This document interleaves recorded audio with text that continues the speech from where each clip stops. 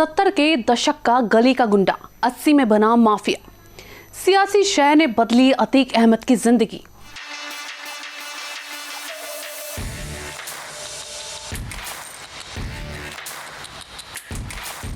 नमस्कार, मैं हूं शाइस्ता और आप मेरे साथ देख रहे हैं न्यूज़ स्टेट यूपी यूके।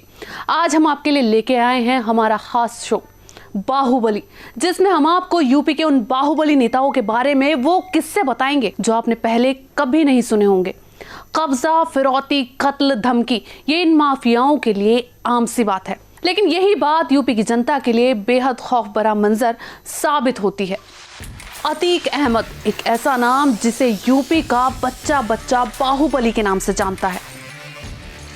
आपको बताते हैं कहां से हुई अतीक के गुंडा बनने की शुरुआत और उसके बाद बाहुबली।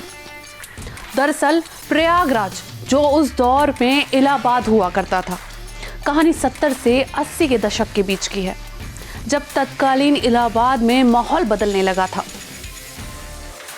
इलाहाबाद शिक्षा के हब के रूप में विकसित हो रहा था। उस दौर में लोकल लड़कों के अमीर बनने की चाहत जाग चुकी थी, चाहे इसके लिए उन्हें कुछ भी करना पड़े, किसी भी हद तक जाना पड़े।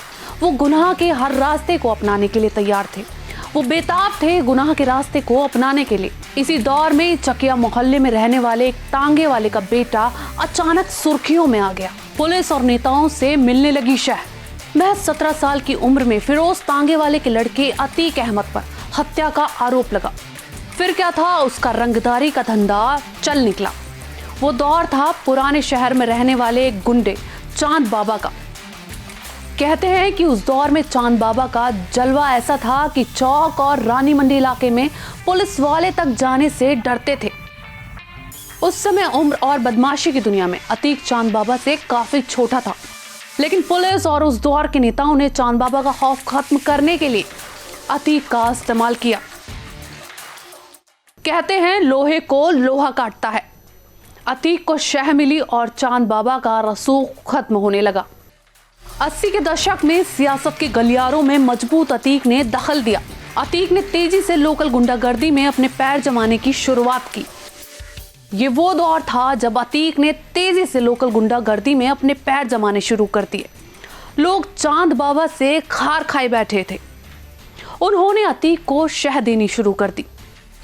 उस वक्त अतीक ने अपना बड़ा गिरोह तैयार कर लिया था। अब ये गिरोह चांद बाबा के गिरोह से ज्यादा खतरनाक होने लगा था।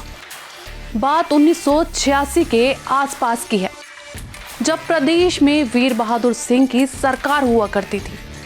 केंद्र में राजीव गांधी प्रधानमंत्री थे। उस दौरान पुलिस एक बार फिर अतीक के गिरबान तक पहुंची और उसे उठा ले आई, लेकिन दबदबे के चलते दिल्ली से आए एक फोन से अतीक उसी दिन पुलिस की गिरफ्त से छूट गया। अतीक के आतंक के सामने कोई खड़ा नहीं होता था। अतीक ने चुनाव लड़ने का मन बनाया। चुनाव में अतीक का सामना पुराने गैंगस्टर चांद बाबा से था, जिससे उसकी कई दफा गैंगवार हो चुकी थी। लेकिन अतीक ने इस चुनाव में धन बल और बाहुबल का एक ऐसा खेल खेला कि चांद बाबा हार गया। इसके साथ ही अतीक माननीय बन गया। चुनाव के कुछ महीनों बाद ही चांद बाबा की हत्या हो गई। धीरे धीरे अतीक ने चांद बाबा के पूरे गैंग का सफाया कर दिया। हालात ये हुए कि लोग इलाहाबाद की पश्चिमी सीट से टिकट लेने से मना करने लगे। यानी अतीक ने उस वक्त तक सियासत के गलियारों में मजबूत दखल दे दिया था, जो आगे चलकर उसके बाहुबल और अपराध की दुनिया के लिए संजीवनी साबित होने वाला था। साल 1992 में इलाहाबाद पुलिस ने अतीक का कच्चा चिट्ठा जारी किया, जिसमें बताया गया कि अतीक अहमद के खिलाफ उत्तर प्रदेश के लखनऊ, कौशाम्बी, चित्रकूट, इलाहाबाद ही नहीं बल्कि बिहार राज्य में भी हत्या, अपहरण, जबरन वसूली के मामले दर्ज हैं। अतीक के खिलाफ सबसे ज्यादा मामले इलाहाबाद जिले में दर्ज हुए। आंकड़ों को देखें तो साल 1986 से साल 2007 तक ही उसके खिलाफ 1 दर्जन से ज्यादा मामले सिर्फ गैंगस्टर एक्ट के तहत दर्ज हुए। ऐसे में आखिरकार अतीक ने गुनाहों के रास्ते पर चलते हुए सियासत में मजबूत पकड़ बना ली और सियासी ऊंचाई पाने के बाद भी वो दूसरे बाहुबली नेताओं की तरह जुर्म के रास्ते को नहीं छोड़ पाया। अतीक के राज में जान की कीमत चुकानी पड़ती थी।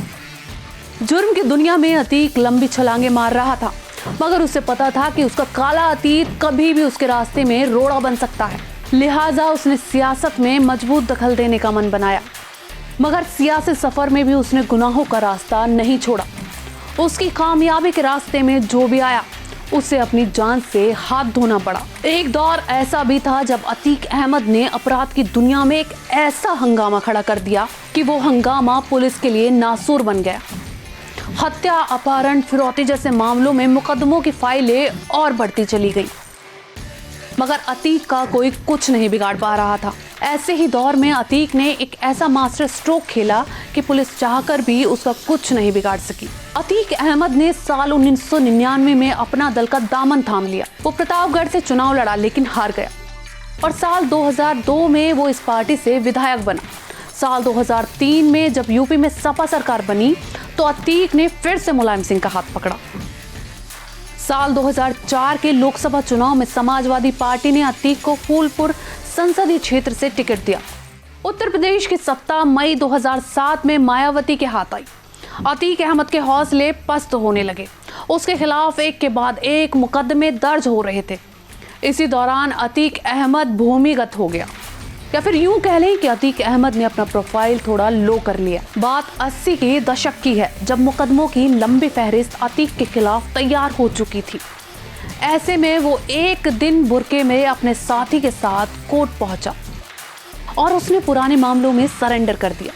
जेल जाते ही पुलिस भी अतीक पर भिड़ गई और अतीक पर रासुका लगा दी। बाहर संदेश ये गया कि पुलिस अतीक अहमद का उत्पीड़न कर रही है, जिसके बाद उसके पक्ष में सहानुभूति पैदा होने लगी। 1 साल जेल में रहने के बाद वो बाहर आया और साल 1979 में चुनाव में उसने इलाहाबाद पश्चिमी सीट से निर्दलीय पर्चा भरा। हालांकि बीजेपी सरकार के सत्ता में आने के बाद अतीक अहमद की उल्टी गिनती शुरू हो गई। फिलहाल अतीक इन दिनों जेल में अपना समय काट रहा है। अतीक ही नहीं, उसके पूरे परिवार पर सीएम योगी ने शिकंजा कसा हुआ है। बाहुबली में आज के लिए इतना ही। इसी तरह के बाहुबल और उनके किस्से जानने के लिए देखते रहिए न्यूज़ स्टेट। एक बार फिर नया किस्सा लेकर आपके साथ हाजिर होंगे। चैनल को लाइक, सब्सक्राइब और शेयर करना बिल्कुल ना भूलें।